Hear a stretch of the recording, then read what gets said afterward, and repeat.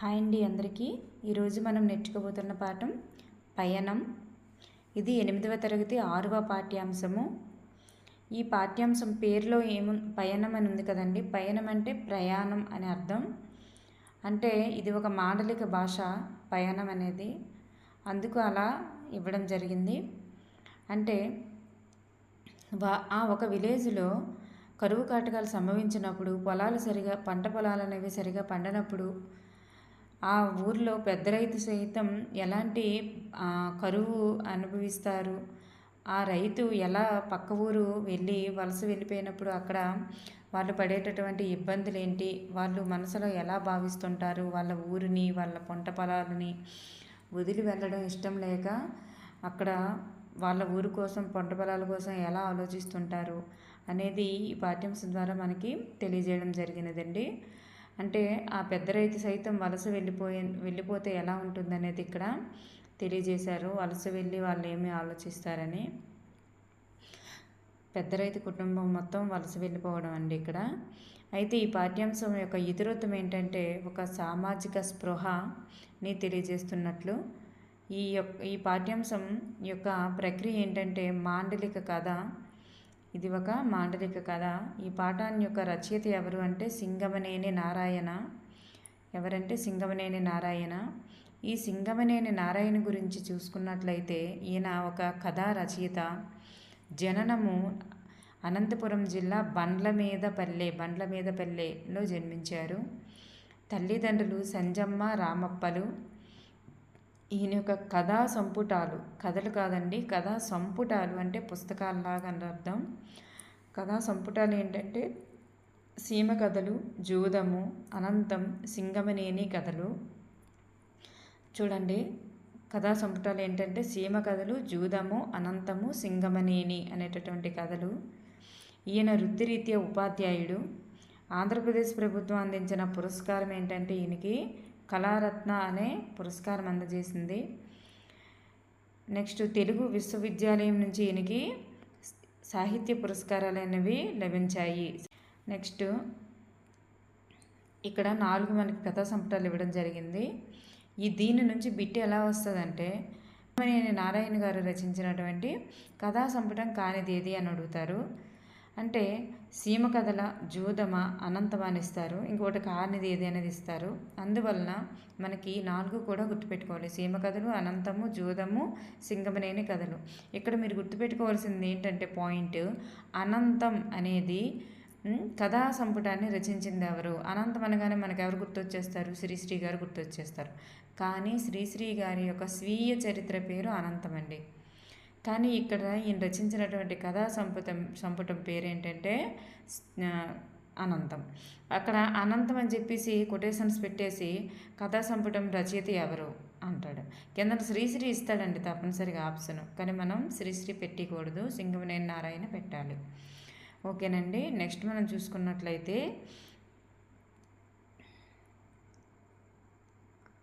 ఇక్కడ పయనం పాఠ్యాంశం చూడండి. ప్రతి పాఠ్యాంశం కూడా 8th క్లాస్లో ఏ శీర్షికన మొదలవుతుంది అంటే చదవండి, ఆలోచించి చెప్పండి అనే శీర్షికన మొదలవుతుంది. మనం చెప్పుకున్నాం కదండి ఇంతకుముందు. మనకైతే 7th వరకు కూడా వినండి, ఆలోచించి మాట్లాడండి, నెక్స్ట్ చూడండి, ఆలోచించి మాట్లాడండి అనేది ఉంటుంది. మనకి వినండి, ఆలోచించి మాట్లాడండి అని 3rd, 4th, 5thలో ఉంటుంది. చూడండి, ఆలోచించి మాట్లాడండి అని 6th క్లాస్లో ఉంటుంది. కానీ ఇక్కడ చదవండి, ఆలోచించి మాట్లాడండి అని ఇవ్వడం జరిగింది. నెక్స్ట్ వన్, ఇక్కడ వర్షములు లేక ప్రజలెల్లా వలసపోగా పల్లెటూర్లని కలవిప్పి పాడుబడియే పంచరంగుల చిలక లంచబడిన వసతులెల్లను ఈనాడు వల్ల కాదు. చూడండి, ఇలా ఇచ్చారు పద్యము. అంటే వలస గురించే ఇచ్చారండి ఇది కూడా. పై పద్యం ఏమి చెబుతుంది? నెక్స్ట్ పల్లెలు ఎందుకు కలతప్పాయి? మీరు ఇలా వెళ్ళే వారి గురించి తెలుసా? మీకు కూడా ఇలా వెళ్ళే వారి గురించి తెలుసా అని చెప్పేసి మనకు అడగడం జరుగుతుంది. దాని ఆన్సర్లు అనేవి మీకు చెప్తానండి. నెక్స్ట్ పై అంటే తెలిసిందే పద్యం ఏం చెప్తుందంటే వలస గురించి చెప్తుంది. పల్లెలు ఎందుకు కలతప్పాయంటే పాడి పంటలు లేక పల్లెటూర్లన్నీ కూడా కలతప్పాయి. అంటే ప్రజలందరూ వలస వెళ్ళిపోవడం వల్ల, ఎందుకు వలస వెళ్ళిపోతారు? అక్కడ పొలాలు సరిగా పండకపోవడం వల్ల, బీడు భూములు అయిపోవడం వల్ల అక్కడ పల్లెటూర్లన్నీ తప్పిపోతాయి. పంచరంగుల చిలకలా ఉండాల్సిన పల్లెలు అనేవి అసలు వస్తువులు లేకపోవడం వల్ల మూడుబారిపోతాయి అన్నమాట. ఓకేనండి, ఇక్కడ ఆన్సర్స్ ఇంకేం ఉండదు.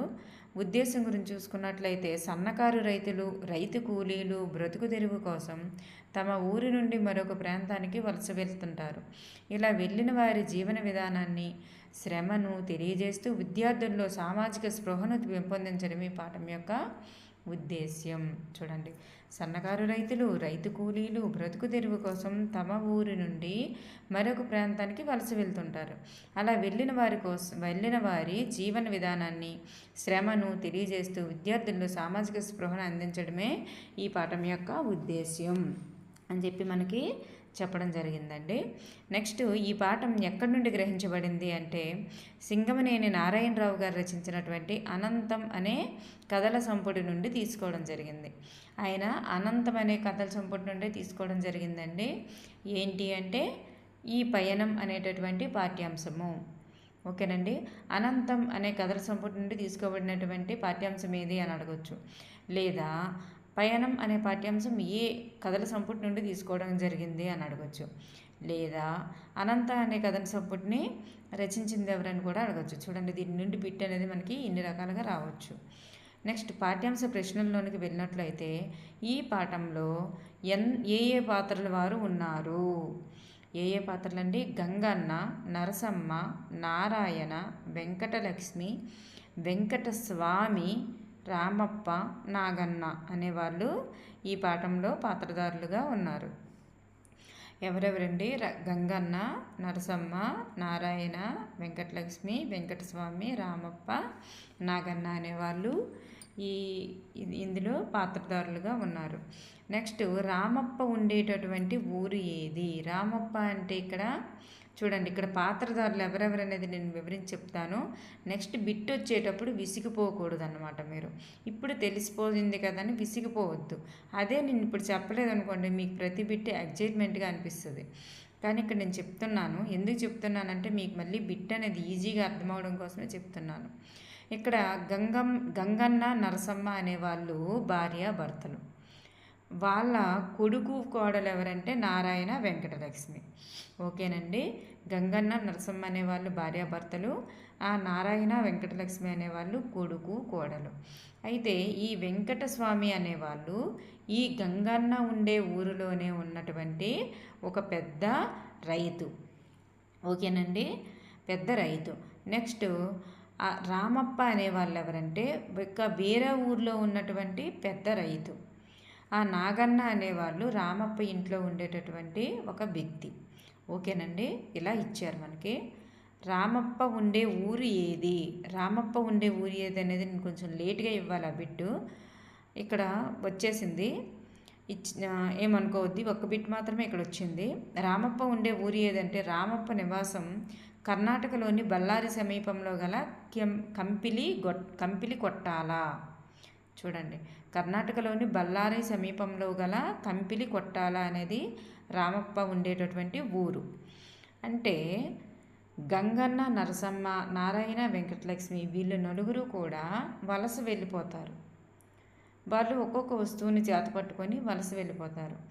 ఎలా వెళ్తారంటే ఆ ఊర్లో కరువు కాటకాలు రావడం వల్ల, పంటలు సరిగా పండకపోవడం వల్ల ఆ రైతు కుటుంబం వలస వెళ్ళిపోద్ది.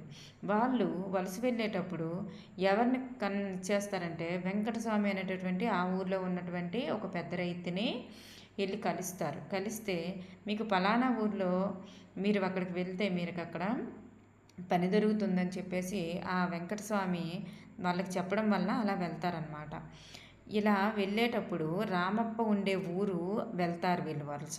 ఆ రామప్ప ఉండేటటువంటి ఊరే వీళ్ళు గంగన్న, నరసమ్మ, నారాయణ, వెంకటలక్ష్మి వాళ్ళు వలస వెళ్ళిపోతారు. అయితే ఈ రామప్ప ఉండే ఊరు ఏది అంటే రామప్ప అనే పెద్ద రైతు దగ్గరికి వెళ్తారు కదా, ఆయన ఉండే నివాసం కర్ణాటకలోని బళ్ళారి సమీపంలోని గల కంపిలి కొట్టాల. నెక్స్ట్ గంగన్న భార్య పేరు ఏమిటి మరియు కొడుకు కోడళ్ళ పేర్లు ఏమిటి అని ఇచ్చాను. ఇక్కడ గంగన్న భార్య పేరు నరసమ్మ అని తెలుసు, కొడుకు పేరు నారాయణ, కోడల పేరు వెంకటలక్ష్మి. నెక్స్ట్ గంగన్న కుటుంబం ఎక్కడికి వెళ్తున్నది? గంగన్న కుటుంబం వలస వెళ్తున్నారు. ఎక్కడికంటే కర్ణాటక సమీపంలోని బళ్ళారి దగ్గర కంపిలి కొట్టాల అనేటటువంటి ఊరు వెళ్తున్నారు. నెక్స్ట్ గంగన్న, నరసమ్మ, నారాయణ, వెంకటలక్ష్మి వీరు ఏమి పట్టుకొని వలస వెళ్తున్నారు? ఏమి పట్టుకున్నారు? ఇది మనకి మ్యాచ్ ద ఫాలోయింగ్ దగ్గర ఇస్తారు ఇలాంటివి. సో మీకు తెలియాలి. గంగన్న నెత్తి మీద పాత టంకు పెట్టే పట్టుకున్నాడు. నెత్తి మీద పాత టంకు పెట్టే పట్టుకున్నాడు అనమాట గంగన్న. నరసమ్మ ఏం చేసింది? ఒక బట్టల మూట చేతితో పట్టుకుంది. గంగన్న, నరసమ్మ అలా పట్టుకున్నారు. భర్త టంకు పెట్టే, భార్య బట్టల మూట. నెక్స్ట్ నారాయణ చేతిలో ఒక చారల సంచి పట్టుకున్నాడు, కొడుకు. వెంకటలక్ష్మి ఏం చేసిందంటే చెంకల 6 నెలల పసికంద అనేది పట్టుకున్నారు. ఓకేనండి. నెక్స్ట్ ఎంత బాగుందో అనే మాట ఎవరిదో అన్నారు. అక్కడ మీకు పాత్ర కొడుకెవరు, కోడలెవరు అవి మీకు తెలిస్తేనే కదా అది చేయగలరు. సో మీరు అది గుర్తుపెట్టుకోండి. నెక్స్ట్ ఎంత బాగుందో అనే మాట ఎవరితో అన్నారు. వెంకటలక్ష్మి ఇది మనకి పాఠం వెనక ఉన్నటువంటి క్వశ్చన్ అండ్ ఆన్సర్లో మనకి అక్కడ ఇవ్వడం జరిగిందండి. అందువల్ల మీకు ఈ బిట్ అనేది కూడా మీకు ఇంపార్టెంటే. నేను ఎంత బాగుందో అనే కొటేషన్ కూడా బిట్టేనా అనిపించవచ్చు మీకు, కానీ అక్కడ మనకి ఇచ్చారు కాబట్టి ఇది మనకి ఇంపార్టెంటే. ఎంత బాగుందో అనే మాట ఎవరితో అన్నారు? వెంకటలక్ష్మి తన కుటుంబ సభ్యులతో అన్నది. దేన్ని చూస్తూ అన్నది అంటే చుట్టూ ఉన్నటువంటి పొలాలను చూస్తూ అన్నది. ఎక్కడ? ఆ కర్ణాటకలోని కంపిలి కొట్టం వెళ్ళిపోతారు కదండి, అక్కడికి వెళ్ళిన తర్వాత అంటది. ఎందుకలా అంటది అనిపించవచ్చు మనకి, ఎందుకంటే ఇక్కడ వాళ్ళ కరువు పరిస్థితులు బీడు భూములు చూశారు కాబట్టి అక్కడ పంట పొలాలు చూసేసరికి తనకు అలా అనిపించింది. నెక్స్ట్ కడుపు చించుకుంటే కరువు కాళ్ళ మీద పడుద్ది అన్న మాట ఎవరిది? గంగన్నది. ఎవరిదండి? గంగన్నది. గంగన్న రామప్పతో అన్నాడు.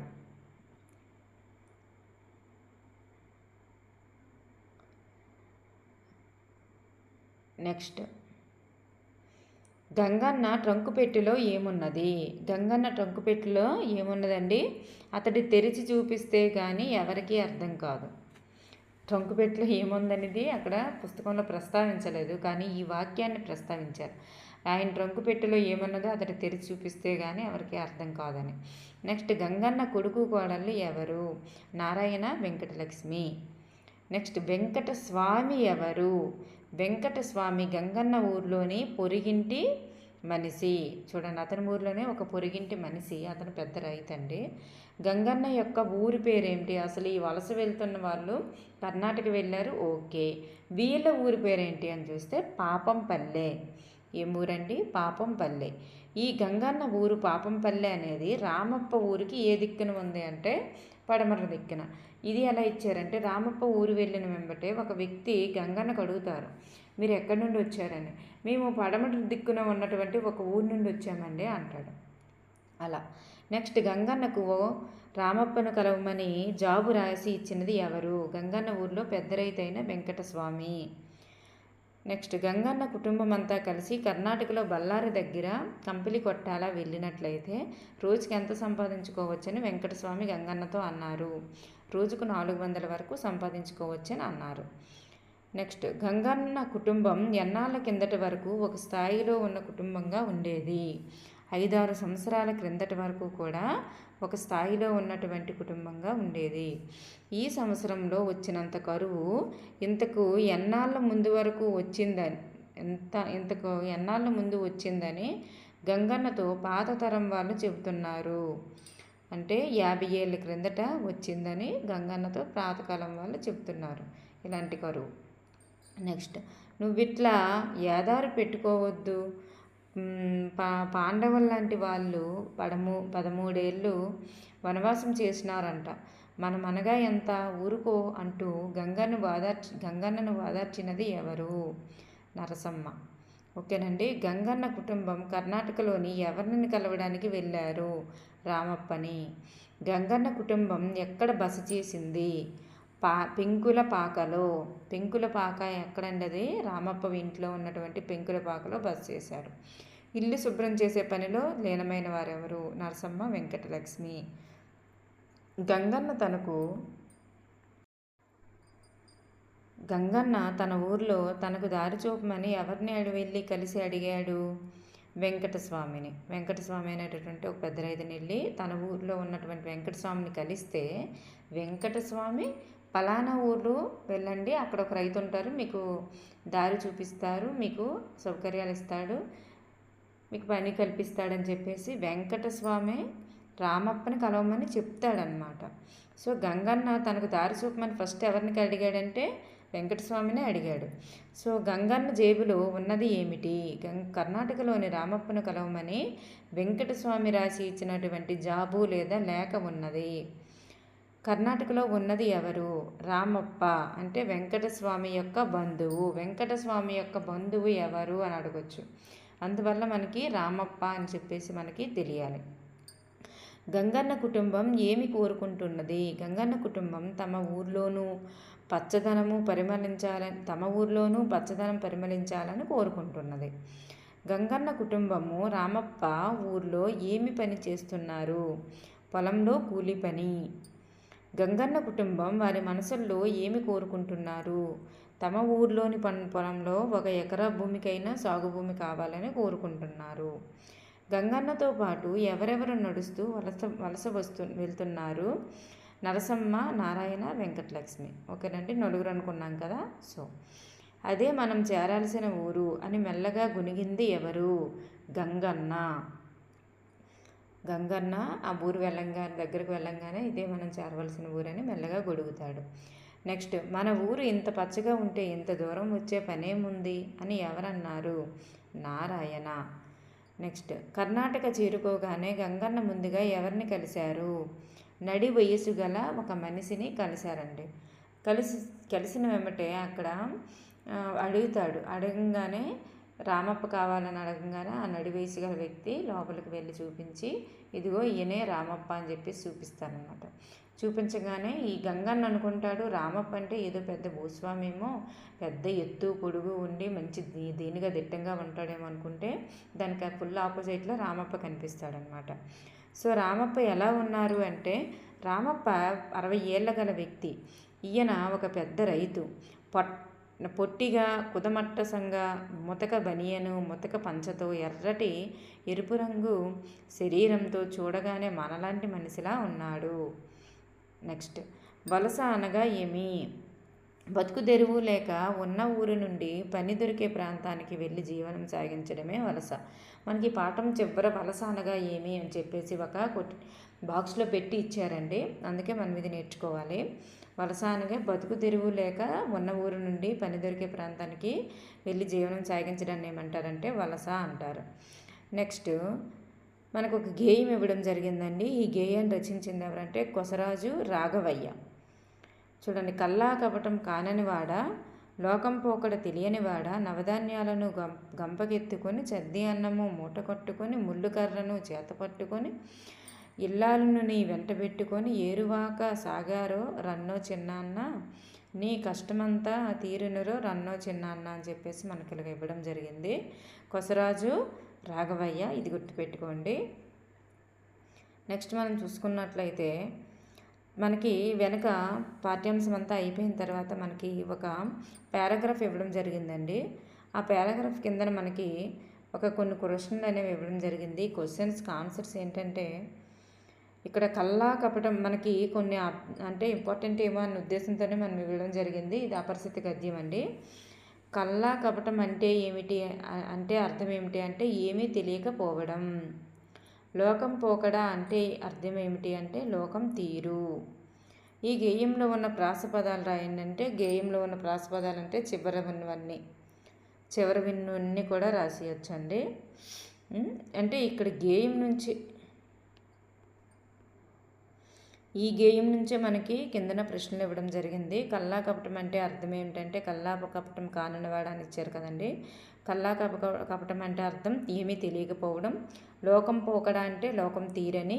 ఈ గేయంలో ఉన్న ప్రాస పదాలు అని అంటే ఆ గేయం చివర ఉన్నటువంటి పదాలండి. చూడండి, ఇలా కాననివాడ తెలియనివాడ ఈ రెండు ఒకలా ఉన్నాయి కదండి. ఆ రెండింటిని ప్రాస పదాలు అంటారు. కంపకెత్తుకొని మూటగట్టుకొని ఈ రెండు ప్రాస పదాలు. బుట్టుకొని బెట్టుకొని ప్రాస పదాలు. రన్నో చిన్నాన్న రన్నో చిన్నాన్న ఇవి ప్రాస పదాలు. నెక్స్ట్, కష్టమంతా ఎప్పుడు తీరుతుంది. మంచి రోజులు వచ్చినప్పుడు లోకం తీరు తెలిసినప్పుడు కూడా కష్టమంతా తెలుస్తుందని ఇక్కడ ఇవ్వడం జరిగింది. నెక్స్ట్ మనకి ఒక పారాగ్రాఫ్ ఇవ్వడం జరిగిందండి చరణ్ సింగ్ గురించి. ఈ పారాగ్రాఫ్ నుంచి మన కింద కొన్ని ప్రశ్నలు ఇవ్వడం జరిగింది. అది ఏంటంటే, రైతుల దినోత్సవాన్ని ఎప్పుడు జరుపుకుంటారు? డిసెంబర్ 23 రైతుల దినోత్సవాన్ని జరుపుకుంటారు. రైతు బంధు ఎవరు? రైతు బంధు ఎవరంటే చరణ్ సింగ్. దేశానికి వెన్నెముక ఎవరు అంటే రైతు. జై జవాన్ జై కిసాన్ అని నినదించినది ఎవరంటే లాల్ బహదూర్ శాస్త్రి. ఇలా మనకి ప్రశ్నలు ఇవ్వబడ్డాయి. నెక్స్ట్ మనకి భాషాంశాల్లోనికి చూడండి, మనకి 8th వచ్చేసరికి ఎలా ఉంటాయంటే 7 విద్యా ప్రమాణాలు కూడా 3గా కుదించేసబడి ఉంటాయండి. 7 విద్యా ప్రమాణాలు కూడా. అందులో భాషాంశాలు అనేది ఒక విద్యా ప్రమాణం. ఈ విద్యా ప్రమాణంలో సొంత వాక్యాలు రాయండి అనేది భాషాంశాల కిందకనే వస్తుంది. అంటే ఇక్కడ చూడండి, ఇక్కడ ఒక పట్టిక ఇచ్చారు. పట్టికలో నుంచి కొన్ని వర్డ్స్ అనేవి మనం తీయాలి. వర్డ్స్ అనేవి తీసి దాంతో సొంత వాక్యాలు రాయమని చెప్పేసి ఇవ్వడం జరిగింది. అయితే ఇక్కడ కొన్ని పదాలు ఇచ్చారు. ఆ పదాలను ఉపయోగించి సొంత వాక్యం రాయమన్నారు. ఫస్ట్ వన్ నిర్జీవం, సెకండ్ పరిమళం, థర్డ్ అంకురం, ఫోర్త్ దుఃఖం, ఫిఫ్త్ వర్షాలు. ఇలా చూసుకున్నట్లయితే నిర్జీవం అంటే ప్రాణం లేనిది, పరిమళం అంటే సువాసన, అంకురం అంటే మొలక, దుఃఖం అంటే బాధ, వర్షాలు అంటే వానలు. మనకి వాటి అర్థాలు అనేవి తెలిసాయనుకోండి, తెలిసిన తర్వాత మనం వాటిని సొంత వాక్యాలుగా రాయగలం కదా. నిర్జీవం అంటే ప్రాణం లేనిది. ప్రాణం లేనివి ఏంటంటే రాయిలు, శిల్పాలు ఇవన్నీ. దాన్ని ఏదైనా ఒక వాక్యంగా రాయగలం.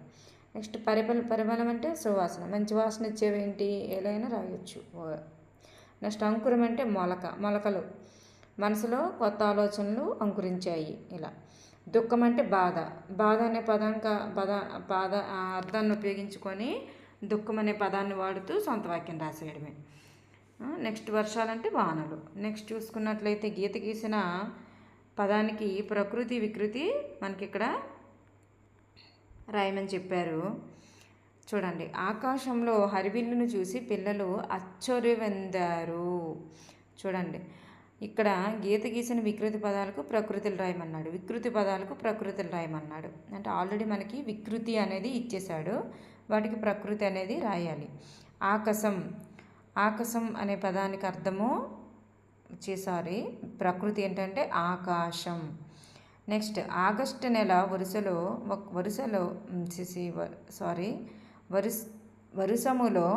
ఒక నెల, వరుసము అని ఇచ్చారండి ఇక్కడ. ఆగస్టు నెల వరుసములో ఒక నెల. వరుసం అంటే సంవత్సరం అని. అంటే వరుసము అంటే దాని యొక్క ప్రకృతి రూపం ఏంటంటే వర్షము. వాన పదానికి ప్రకృతి లేదు. వర్షం అంటే సంవత్సరం అనే అర్థములో వరుసము అనే వికృతి అనేది ఇక్కడ ఉంది. చూడండి, వరుసము అనే పదానికి ఇక్కడ వరుసము అనేది వికృతి, వర్షం అనేది ప్రకృతి. నెక్స్ట్ బతుకు పయనం మధురమైనది. పయనము అంటే ప్రయాణం అనేది వికృతి అండి, ప్రయాణం అనేది ప్రకృతి. ఓకేనండి. నెక్స్ట్ మనకి పాఠ్యాంశం పేరే అది పయనము, అది వికృతి పదము. పాఠ్యాంశం అనేది ప్రకృతి అనేది, ఒరిజినల్గా ప్రయాణం అనేది ప్రకృతి అనేది మనకు తెలుసుకోవడం అంతే. ఇలాంటి పదాలు ఇంకా పాఠంలో ఉన్నాయి, వాటిని గుర్తించండి. అంటే ఇక్కడ ఏం లేదండి. ఫస్ట్ కాని, కాలం, కనికాలం. చూడండి, ఫస్ట్ 3 చూసుకుంటే కాని అనేదానికి ఒక అర్థం ఉంటుంది, కాలం అనేదానికి ఒక అర్థం ఉంటుంది. ఈ రెండు కలిసి ఇంకొక అర్థాన్ని ఏర్పరిచాయన్నారు. చూడండి, ఇలా ఇచ్చారనమాట. కాని అంటే అర్థం ఏంటి, కాలం అంటే అర్థం ఏంటి, ఈ రెండు కలిపితే వేరే అర్థం అనేది వస్తుంది. అయితే ఈ రెండు కలిపినప్పుడు వచ్చే అర్థం ఏంటి అనేది ఇక్కడ మనం చూసుకుందాం. కానీ కాలం అంటే కనిసిరాని కాలం మరియు అనుకూలించని కాలం అని చెప్పేసి అర్థం. నెక్స్ట్ గుండె భారం అంటే ఆవేదన, అధికమైన బాధ అని అర్థము. నెక్స్ట్ నోళ్ళు నొక్కుకొను అంటే అసూయ పడడం అని అర్థం. నెక్స్ట్ ఊపిరి పీల్చుకొను అంటే ఉపశమనం పొందడం అని అర్థం. నెక్స్ట్ అడిగంటి పోవు అంటే లేకుండా పోవడం అని అర్థం. అడుగు పెట్టు అంటే ప్రవేశించడం అని అర్థం. ఇలా మీరు తెలుసుకోండి. నెక్స్ట్ మనం చూసుకున్నట్లయితే రాయలసీమ భాషలో ఒక పదానికి ఏమని అంటారు, కోస్తాంధ్రలో ఏమంటారు, ఉత్తరాంధ్రలో ఏమంటారు అని చెప్పేసి మనకి ఒక టేబుల్ అనేది ఇవ్వడం జరిగింది. అయితే రాయలసీమలో ఉన్నటువంటి పదాలన్నీ మనకి టేబుల్లో ఇచ్చారు. కోస్తాంధ్రలోనే ఉత్తరాంధ్రలో ఏమంటారు అనేది మనకి రాయమని చెప్పారు. అయితే ఇక్కడ పురసత్తు అంటే కోస్తాంధ్రలో ఓపిక బలం అని అంటే, ఇక్కడ ఉత్తరాంధ్రలో సత్తువ అని అంటారంట. నెక్స్ట్ కుదుమట్టసం అంటే అక్కడ రాయలసీమలో ఏమంటారు, కుదుమట్టసం అంటే కోస్తాంధ్రలో చక్కనైన తీరు అంటారు, ఉత్తరాంధ్రలో దిట్టము అంటారు. నెక్స్ట్ రాయలసీమలో ఎదారు అంటే ఎదారు పెట్టుకోవడం అంటే బెంగ పెట్టుకోవడం. కోస్తాంధ్రకు వచ్చేసరికి బెంగ అని, ఉత్తరాంధ్రకు వచ్చేసరికి దిగులు అని అర్థం. నెక్స్ట్ రాయలసీమ పదమైనటువంటి సంబడంకి ఉత్తరాంధ్రలో సంబరం అంటారు, ఉత్తరాంధ్రలో కూడా కోస్తాంధ్రలో సంబరం, ఉత్తరాంధ్రలో కూడా సంబరం అనే అంటారు. నెక్స్ట్ గెనాలు అనేది రాయలసీమ భాష అయితే, కట్టలు అనేది కోస్తాంధ్ర, గట్లు అనేది ఉత్తరాంధ్రలో గట్లు అంటారు. ఇలా తెలుసుకోండి. నెక్స్ట్ వ్యాకరణ అంశాలు చూసుకున్నట్లయితే మనకి ఇక్కడ పదాలను విడదీసి సంధి పేరు రాయండి అని ఇచ్చారు. మనకి జీవితము ప్లస్ జీవితం అంతా ఉత్వ సంధి. ఇక్కడ ఫస్ట్ పదంలోని చూడండి, పూర్వ పదంలోని చివరి అక్షరము, నెక్స్ట్ పరపదంలోని మొదటి అచ్చు, మనకి పూర్వపదంలోని ముఖారంలో ఉన్నట్టు చివరి అక్షరంలో ఉన్నటువంటి ముఖారంలో ఊ ఉంది. నెక్స్ట్ పరపదంలో అంటే రెండవ పదంలోని మొదటి అచ్చు ఆ ఉంది. సో ఉకారానికి అచ్చుపరమైనప్పుడు ఏమవుతుందండి, మనకి ఉత్వసంధి వస్తుంది.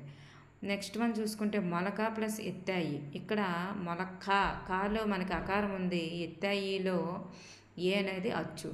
సో అకారానికి అచ్చుపరమైనప్పుడు అత్వసంధి వస్తుంది.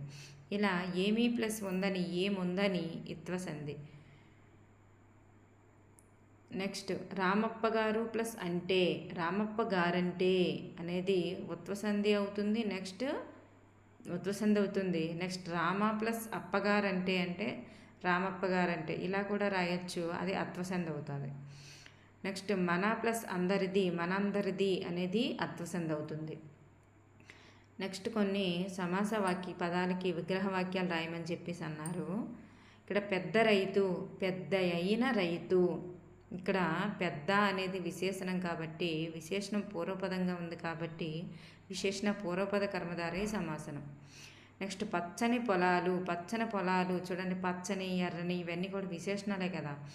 సో విశేషణం పూర్వపదంగా ఉంది కాబట్టి విశేషణ పూర్వపద కర్మధారయం.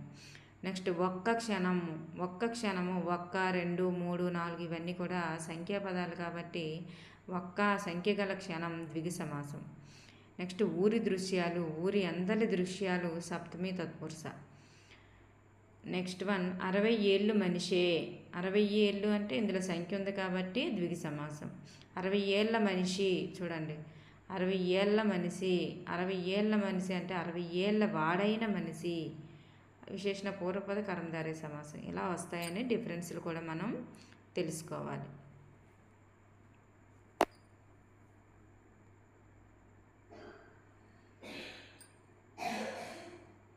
నెక్స్ట్ మనం చూసుకున్నట్లయితే ఆమ్రేడిత సంధి అండి.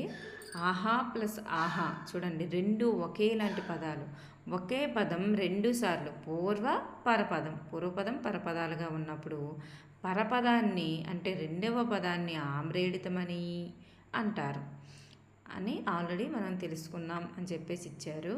అయితే ఉదాహరణలో పూర్వపదం చివర ఆ అనే అచ్చు ఉండగా దానికి ఆమ్రేడితం పరమైంది. ఈ విధంగా అచ్చుకి ఆమ్రేడితం పరమైతే పైన చూపిన విధంగా ఆమ్రేడిత సంధి జరుగుతుంది అని ఇచ్చారు. చూడండి, ఆహా ప్లస్ ఆహా, ఆహాహా ఇలా వస్తుంది. అది ఆమ్రేడు సంధి. రెండు ఒకేలాంటి పదాలు కనిపించాయంటే అది ఆమ్రేడిత సంధి. ఓకేనండి. అచ్చునకు ఆమ్రేడితం పరమగునప్పుడు సంధి తరచుగా జరుగుతుంది. అచ్చునకు ఆమ్రేడితం పరమైనప్పుడు సంధి తరచుగా జరుగుతుంది. నెక్స్ట్ ఆమ్రేడిత సంధి పదాలను సూత్రీకరించండి. అయ్యయ్యో, అయ్యో ప్లస్ అయ్యో. చూడండి, అచ్చుకి ఫస్ట్ అచ్చుకి ఓ అనే అచ్చుకి ఆమ్రేడితం పరమైనప్పుడు సంధి తరచుగా అయిందనమాట. నెక్స్ట్ ఔరౌరా, ఔరా ప్లస్ ఔరా. నెక్స్ట్ చిట్ట చివర, చివర ప్లస్ చివర. నెక్స్ట్ ఏమేమి, ఏమి ప్లస్ ఏమి. ఇలా ఇచ్చారనమాట. అవన్నీ కూడా ఆమ్రేడిత సంధులు అవుతాయి. నెక్స్ట్ వాక్యాలను చూసుకున్నట్లయితే అనుమత్స్యర్థక వాక్యము. అనుమతిని ఇస్తున్నట్లు సూచించే వాక్యాన్ని ఏమంటారంటే అనుమత్స్యర్థక వాక్యము అంటారు. అనుమతిని ఇవ్వాలి. సరే వెళ్ళు, సరేరా, ఓకే, ఇలా మనము చెప్తుంటాం కదండి, అనుమతిస్తాము ఓకే అని చెప్పేసి. అవన్నీ కూడా అనుమత్స్యర్థక వాక్యాలు. అంటే ఎగ్జాంపుల్ చూసుకుంటే, మీరు లోపలికి రావచ్చు, మీరు అభ్యర్థన ఆమోదించారు, మీ అభ్యర్థన ఆమోదించారు, లేదా నువ్వు ఇంకా వెళ్ళవచ్చు, నువ్వు ఆ పని చేయవచ్చు. ఇలా చెప్పేవన్నీ కూడా అనుమత్స్యర్థక వాక్యం అండి. నెక్స్ట్ ఆశీర్వాదక వాక్యము. మంచిని కోరుతూ తెలిపే వాక్యాన్ని ఏమంటారంటే ఆశీర్వాదక వాక్యం అంటారు. నీకు జయము జరుగుగాక, జయమగుగాక, భగవంతుడు మీకు శుభం కలిగించుగాక. ఇవన్నీ కూడా ఆశీర్వాదాన్ని తెలిపేవి కాబట్టి ఆశీర్వాదక వాక్యం. నెక్స్ట్ ప్రశ్నార్థక వాక్యం. ప్రశ్నతో కూడుకున్నటువంటి వాక్యం ప్రశ్నార్థక వాక్యం. ప్రశ్నార్థక వాక్యం చివరి ప్రశ్న మార్క్ ఉంటుంది, పోల్చేయచ్చు. నెక్స్ట్ నీ పేరేంటి, కరువు పీడిత ప్రాంతాలు ఎక్కడ ఉన్నాయి, లేకపోతే నువ్వెవరు, నీ ఎక్కడి నుండి వచ్చావు, ఇలాంటివన్నీ కూడా అవుతాయి. నెక్స్ట్ ఆశ్చర్యార్థక వాక్యం గురించి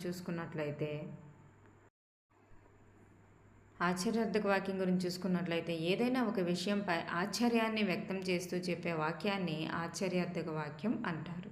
అబ్బో, ఎంత పెద్ద ఏనుగో, పిట్టి కొంచెం కూతగనం కదా అని. ఇలా ఏదైనా కొంచెం ఆశ్చర్యంగా అనిపించాలి, ఎప్పుడు విననట్లు, ఎప్పుడు చూడనట్లు, ఇలా ఆశ్చర్యంగా అనిపించేవన్నింటినీ కూడా మనం ఆశ్చర్యవర్ధక వాక్యాలు అంటాము. నిషేధార్థక వాక్యం అంటే కాదు, లేదు, అలా చెప్పడాన్ని నిషేధార్థక వాక్యం అంటారు. ఒక పనిని నిషేధిస్తూ చెప్పే వాక్యాన్ని ఏమంటారంటే నిషేధార్థక వాక్యాలని అంటారు. మీరు అబద్ధాలు ఆడకూడదు, ఇక్కడ చెత్త వేయకూడదు, నువ్వు రావద్దు, నువ్వు ఆ పని చేయవద్దు, ఇలా చెప్తుంటాం కదండి, కాదు కూడదని. అవన్నీ కూడా నిషేధార్థక వాక్యాలు అవుతాయి. మనం కొన్ని చూసుకున్నట్లయితే కిందన ఆహా ఎంత బాగుందో చూడండి, అది ఇందులో ఆశ్చర్యం ఉంది కదండి, అదే ఆశీర్వాదక వాక్యం అవుతుంది. నెక్స్ట్ అదే ఆశ్చర్యార్థక వాక్యం అవుతుంది. గిరి ఎక్కడున్నావు, అది ప్రశ్నార్థక వాక్యం అవుతుంది. మీరు ఉత్తీర్ణులవుదురుగాక, అది ఆశీర్వాదక వాక్యం అవుతుంది, ఆశీర్వదిస్తున్నారు. మీరు పుస్తకాలు తీసుకోవచ్చు అంటే నీ పని నువ్వు చేసుకోవచ్చు అన్నట్లు, అది అనుమత్స్యర్థక వాక్యం. నెక్స్ట్ సిగ్గుపడుతూ నా ముందు నిలబడొద్దు, చెయ్యొద్దు అన్నట్లు చెప్తుంది కాబట్టి వద్దు అన్నట్లు నిషేధార్థక వాక్యం. నెక్స్ట్ భూత క్రియలు, అసమాపక క్రియలు. మనకి సమాపక క్రియలు ఎన్ని రకాలు, అసమాపక క్రియలు ఎన్ని రకాలు, ఇది ఒక వీడియో చేస్తానండి రేపు. అయితే వాక్యాల గురించి, ఈ క్రియల గురించి చేస్తాను. భూతకాల అసమాపక క్రియ. చూడండి, అసమాపక క్రియలు అనేవి మనకి ఇక్కడ ఇవ్వడం జరిగింది. భూతకాల అసమాపక క్రియ, భవిష్యత్ కాల అసమాపక క్రియ, వర్తమాన కాల అసమాపక క్రియ అండ్ భవిష్యత్ కాల అసమాపక క్రియ. భూతకాల అసమాపక క్రియ అంటే క్వార్థకం, వర్తమాన కాల అసమాపక క్రియ అంటే శత్రార్థకం, భవిష్యత్ కాల అసమాపక క్రియ అంటే చాదార్థకం. భూత అంటే క్వార్థకం, వర్తమాన అంటే శత్రార్థకం, భవిష్యత్ కాల అంటే చాదార్థకం. అంటే చూడండి, ఇందులో భూతకాల అసమాపక క్రియ అంటే మనకు కొన్ని ఎగ్జాంపుల్స్ ఇచ్చారు. పొడి, తిని, వెళ్ళి, చూసి, చేసి, ఇవన్నీ కూడా భూతకాలం కింద ఇచ్చి క్వార్థకం అని ఇచ్చారు. నెక్స్ట్ అంటే ఆల్రెడీ జరిగిపోయినట్లుగా అది మనకి అందులో ఇవ్వడం జరిగింది. నెక్స్ట్ వర్తమాన కాల అసమాపక క్రియలు ఎలా ఉంటాయంటే తూ ఇలాంటివి వస్తాయండి. ఇందులో తూ అనేవి ఇలాంటివి వస్తుంది. ఇది శత్రార్థకము, పాడుతూ తింటూ వెళ్తూ చూస్తూ చేస్తూ ఇలా ఇప్పుడు జరుగుతున్నట్లుగా అన్నమాట. పాడుతూ ఉంది తింటూ ఉంది ఎలా ఇస్తారు అంటే ఇప్పుడు వర్తమాన కాలంలో ఇప్పుడు జరుగుతున్నట్లుగా, అందువల్ల శత్రార్థకం. నెక్స్ట్ భవిష్యత్ కాల అసమాపక్రియ ఏంటంటే చాదార్థకం. అంటే భవిష్యత్ అంటే ఇంక జరగలేదు కదా, జరుగుతాది కాబట్టి దాన్ని ఎలా చెప్తారంటే తే, టే, ఇతే ఇలాంటివి వస్తాయండి. నెక్స్ట్ పాడితే, తింటే, వెళ్తే, చూస్తే, చేస్తే ఇలాంటి ఎగ్జాంపుల్స్ అనేవి మనకి ఇక్కడ ఇవ్వడం జరిగింది. చూడండి నెక్స్ట్ స్వార్థకం, శత్రార్థకం, ఛేదార్థకం ఇలా మనకి ఇచ్చారు. దీని గురించి కావాలంటే మీరు ఎగ్జాంపుల్స్తో కలిసి ఉన్నవి చూడండి. నెక్స్ట్ మనకి ఇక్కడ అమ్మ మార్కెట్కి వెళ్ళి కూరగాయలు తెచ్చింది. ఈ వెళ్ళి అనేది ఏంటవుతుందంటే వెళ్ళి ఆల్రెడీ వెళ్ళింది కాబట్టి స్వార్థకం అవుతుంది. తాతయ్య దగ్గుతూ టీవీ చూస్తున్నాడు. దగ్గుతూ అంటే ఇంకా దగ్గుతున్నాడు కదా, దగ్గుతూ అంటే జరుగుతుంది కాబట్టి అది శత్రార్థకం అవుతుంది. వర్షాలు బాగా పండితే వర్షాలు బాగా పడితే పంటలు బాగా పండుతాయి. పడితే, తే, ఇతే ఇవన్నీ కూడా చాదార్థకం అవుతుంది. నెక్స్ట్ మనకి ఇక్కడ పాఠాంత పద్యం అనేది ఒకటి ఇవ్వడం జరిగిందండి. ఇక్కడ జలరోహనాభ రైతు పశుప సంపద దేశ సుభిక్షమయ్య మేమలరెడి పాడి పంటలకు హరికులంతా శ్రమించిరయ్య దుర్బలులను బ్రోచు కర్షకులు భారతలక్ష్మికి ప్రాణమయ్య ఈ కలియుగ రైతులయ్య త్రిజగన్నుత పావనులయ్య మాధవ అని చెప్పేసి మనకి ఇవ్వడం జరిగింది. దీన్ని బాలకవి వెంకటరమణాచార్యులు రాశారు. అంటే దీని యొక్క భావం చూసుకున్నట్లయితే ఓ మాధవ పద్మము నాభినందు కలవాడా అంటే జలరుహ నాభుడా అంటే పద్మము నాభియందు కలవాడా అని అర్థము. రైతులు మన దేశానికి పాడి పంటలను ఇవ్వడానికి ఎంత శ్రమిస్తున్నారో కదా, రైతు పశువుల వల్లనే దేశం సుభిక్షం అవుతుంది.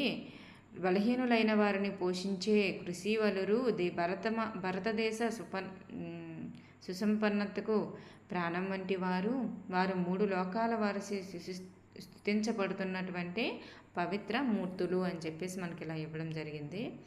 అంటే రైతుల గురించి తెలియజేశారు. ఎవరంటే బాలకవి వెంకటరమణాచార్యులు రాశారండి. నెక్స్ట్ మనము సూక్తి చూసుకున్నట్లయితే పని అనేది మానవుని విచారాన్ని పోగొడుతుంది అని ఎవరు చెప్పారంటే సిసిరో చెప్పారు. మే 14వ తేదీన ప్రపంచ వలస దినోత్సవంగా జరుపుకుంటాం. మే 14న మనం వలస దినోత్సవంగా జరుపుకుంటాం. నెక్స్ట్ మనకి మేటి పద్యాలు అనేవి ఇవ్వడం జరిగింది. నెక్స్ట్ పొడుపు కథల్లాగా ఉండేవి పద్యాత్మక పొడుపు కథ అని చెప్పేసి కూడా ఇవ్వడం జరిగింది. మేటి పద్యాలు ఏంటంటే అక్షర విన్యాసంతో ఉంటాయి. అంటే ఏకాక్షర విన్యాసం, ద్వక్షర విన్యాసం, త్రక్షర విన్యాసం, చతురక్షర విన్యాసం.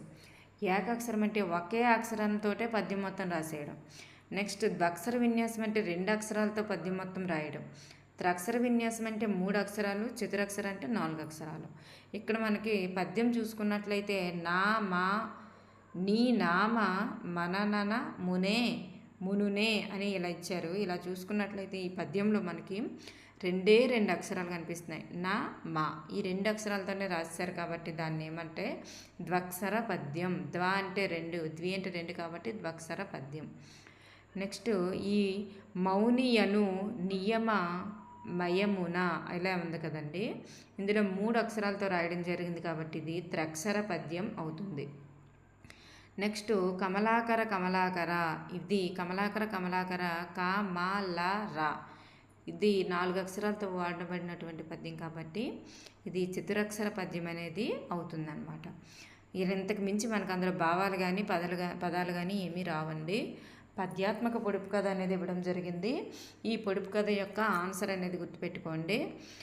అంచిత చతుర్థ జాతుడు పంచమ మార్గమున నేకి ప్రథమ తనూజన్ గావించి తృతీయం బక్కడ నుంచి ద్వితీయంబు దాటి ఎప్పుగవచున్. చూడండి ఇలా ఇచ్చారు ఈ పద్యంలో ప్రథమ, ద్వితీయ, తృతీయ అని చెప్పేసి ఇలా వచ్చాయి కదండి. 5 భూతాల గురించి, పంచభూతాల గురించి చెప్పడం జరిగింది. ప్రథమ, ద్వితీయ అని చెప్పేసి మీకు ఇలాంటివి వస్తే మీకు గుర్తుపెట్టుకోండి. పంచభూతాల గురించి మనకి ఇక్కడ తెలియజేయడం జరిగింది. ఆ పంచభూతాలు ఏంటంటే భూమి, నీరు, అగ్ని, వాయువు, ఆకాశాలు. అయితే మీకు ఇక్కడ పద్యంలో మనకి ఇంపార్టెంట్ అయింది ఏంటంటే ఈ 5 పంచభూతాల్లో మొదట వచ్చింది ఏంటంటే భూమి. ప్రథమ భూతం ఏంటంటే భూమి, ద్వితీయ భూతం నీరు, తృతీయది అగ్ని, ఫోర్త్ వాయువు, ఫిఫ్త్ ఆకాశం. ఇలా గుర్తుపెట్టుకోవాలి. 5 భూతాలు ఏంటి, అందులో ప్రథమది ఏంటి, ద్వితీయది ఏంటి అని చెప్పేసి గుర్తుపెట్టుకోవాలి. ప్రథమ భూమి, ద్వితీయ నీరు. భూమి, నీరు, అగ్ని, వాయువు, ఆకాశాలు. అది మీరు ఒక 20 టైమ్స్ అనండి. అనేసాక మీకు అది గుర్తుండిపోద్ది. ఆర్డర్ గుర్తున్నాక మరి ప్రథమ, ద్వితీయ అని చెప్పేసి మీరు డివైడ్ చేసుకోవాల్సిన అవసరం లేదు. భూమి, నీరు, అగ్ని, వాయువు, ఆకాశాలు. భూమి, నీరు, అగ్ని, వాయువు, ఆకాశం అని చెప్పేసి మీరు అలా గుర్తుపెట్టుకోండి. నెక్స్ట్ లేదంటే మొదటి అక్షరాలతోనైనా కీవర్డ్ లాగా గుర్తుపెట్టుకోండి. మీకు అక్కడ ఆర్డర్ అనేది ఇంపార్టెంట్. ప్రథమ భూతం ఏదని చెప్పి అడగచ్చు, లేదా పంచభూతాలలో 5వ భూతం ఏదని అడగచ్చు. ఇలా అందుకు మీకు అక్కడ పొడుపు కథలో లేదా ఈ పద్యం ఇచ్చేసి ఇక్కడ ఈ పద్యం దేని గురించి తెలియజేస్తుందని చెప్పేసి అడగచ్చు. అందువల్ల మనకి అక్కడ ఇంపార్టెంట్. నెక్స్ట్ మనకి పాఠాంత అంశము అని చెప్పేసి పాఠాంత పద్యంతో పాటు పాఠాంత అంశం అని చెప్పేసి కూడా మనకి ఇవ్వడం జరిగిందండి. అదేంటంటే దేశభక్తి కథ. ఏంటండి, దేశభక్తికి సంబంధించిన కథ. ఈ పాఠంలో పాత్రధారులు ఎవరు అంటే కోటయ్య, ప్రసాద్. కోటయ్య మరియు ప్రసాద్. కోటయ్య ఎలాంటి వాడంటే తనకున్న 10 ఎకరాల పొలంలో కష్టపడుతూ ఒక్కొక్కసారి ఆశించిన ఫలితం రాకున్నా నిరుత్సాహపడక వచ్చిన ఫలితంతో సంతృప్తిగా జీవిస్తాడనమాట. కోటయ్య అలాంటి బుద్ధి గలవాడు. అయితే ఈ కోటయ్యకి ఒక్కగానొక కొడుకు 2 కొడుకుల్లో పెద్ద కొడుకు ఎవరంటే కోటయ్యకి పెద్ద కొడుకు ప్రసాద్. అంటే ప్రసాద్ ఎవరంటే కోటయ్య యొక్క పెద్ద కుమారుడు. ఈయన బీఎస్సీ పూర్తిగా చేశాడు. బీఎస్సీ చదువు అనేది పూర్తి చేశాడు. చదువు మానేసి వ్యవసాయం చేస్తానన్నది ఎవరు అంటే ప్రసాద్. ఉన్నత విద్య చదువుకున్నప్పటికీ తల్లిదండ్రుల ప్రోత్సాహంతో ఆధునిక పద్ధతుల్లో వ్యవసాయం చేస్తున్నది ఎవరు అంటే ప్రసాద్. ఓకేనండి. ఉన్నత విద్య చదువుకున్నప్పటికీ కూడా ప్రసాద్ వాళ్ళ నాన్న దారిలోనే, వాళ్ళ నాన్నలాగానే తను కూడా వ్యవసాయం చేయాలని అనుకుంటాడనమాట. నెక్స్ట్, రైతు సంఘాన్ని తమ గ్రామ ప్రజలందరితో స్థాపించినది ఎవరండి? ప్రసాద్. తమ గ్రామ ప్రజలందరితో రైతు సంఘాన్ని స్థాపించింది ఎవరంటే ప్రసాద్. నెక్స్ట్, రైతులందరినీ అందరికీ కూడా మార్గదర్శకునిగా, ఆదర్శవంతునిగా నిలిచింది ఎవరు అంటే ప్రసాద్. నెక్స్ట్, మనకు అవి ప్రసాద్ అని చిరాకు కనిపించవచ్చు, కానీ మనకు బిట్టు వచ్చేటప్పటికల్లా మనకి తడుముకోకుండా ఉండాలంటే అక్కడ ఇస్తారు. రవి, గోపాల్, అది ఇదని ఇస్తారు. కోటయ్యను కూడా ఇవ్వచ్చు.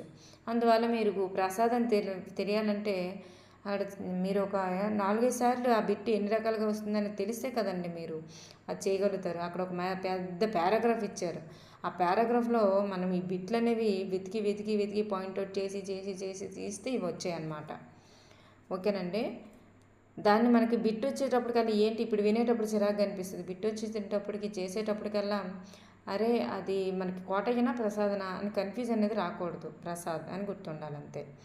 నెక్స్ట్, కోటయ్య తన కొడుకుని చూస్తూ తన మనసులో ఏమనుకున్నాడు అంటే చూడండి, అక్కడ కోటయ్య మాత్రం రైతు అయినప్పటికీ ఆధునిక పద్ధతుల్లో ఇదనేది చెయ్యడు. తన ప్రసాద్ చదువుకున్నాడు కాబట్టి ఉద్యోగంకి వెళ్లకుండా తను ఏంటంటే వ్యవసాయము ఆధునిక పద్ధతుల్లో చేసి ప్రజలందరికీ కూడాను తనే ఆదర్శవంతంగా మార్గదర్శిగా అలా ఉంటాడనమాట కొడుకు. ఆ కొడుకుని చూసి తండ్రి మురిసిపోతాడనమాట. కోటయ్య తన కొడుకుని చూస్తూ తన మనసులో ఏమనుకున్నాడంటే చదువు కేవలం ఉద్యోగాల కోసమే కాదు, జీవితాల బాగు కొరకు కూడా. నేను ఎందుకు ఇవి ఇస్తున్నానని మీరు అనుకోవద్దు. ఈ వాక్యము ఏ పాఠంకి సంబంధించింది లేదా ఏ కథకు సంబంధించింది అని అడుగుతారు. అప్పుడు మీరు రాయగలరు. చదువు కేవలం ఉద్యోగాల కోసమే కాదు, జీవితాల బాగు కోసం కూడా అని చెప్పేసి ఈ అనే వాక్యము ఏ కథకు సంబంధించింది అని కింద ఆప్షన్స్లు ఇస్తాడు. అందువల్ల మనకు అది అవసరం. జీవించడం కోసం చేసే ప్రతి పని గౌరవించదగినదే. నీలాగా చదువుకున్న వారు వ్యవసాయం చేయించడమే నిజమైన దేశభక్తి. చూడండి, నీలాగా చదువుకున్నవారు వ్యవసాయం చేయించడమే నిజమైన దేశభక్తి. ఇదనేది మనకి దేశభక్తి అనేటటువంటి కథ కదండి. ఇది మనకి చివర ఉండేటటువంటి 2 వాక్యాలు కూడా గుర్తుపెట్టుకోండి. ఈ కథకు సంబంధించిన నీతి అన్నమాట అది. ఓకే అండి. కంప్లీట్ అయింది ఇక్కడికి లెసన్. Thank you everyone.